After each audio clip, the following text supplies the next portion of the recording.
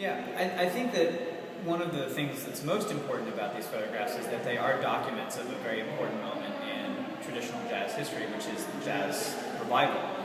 When Ralston Crawford moved down here in 1949, he found this group of musicians who were creating a very specific kind of music that was bringing back a lot of music that had existed since the 19th century.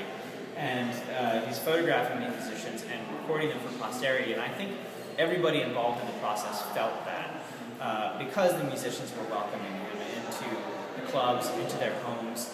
This picture of Billy Pierce was made in her home, and you can see just to the left over here, we have another picture of Billy and Dee Dee Pierce, and then a third, also of Billy and Dee Dee Pierce, all made either in their home or in their backyard. So he got to know these people really well and developed personal friendships with them, and they welcomed him in because I think they recognized the importance of his documentation of this traditional jazz movement.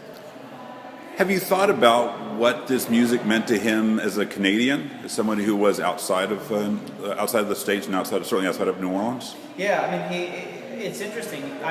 In speaking with his sons, Neelan and John, they've said that he would often tell them that New Orleans jazz music was the best music, hands down. And they were kind of taken aback at that because they said, well, there's lots of kinds of music. That's a pretty bold statement. But he apparently was prone to making these kind of categorical claims. So for him, it was very, very important. And he would go back to New York, and he would listen to records with friends like Stuart Davis, and they would talk about jazz music. And I think that for New Orleans, it was important to have people like Ralston Crawford, who would come down here, really learn a lot about the culture and the music, and then take it elsewhere so that other people knew about it too. So he became a kind of ambassador for jazz music.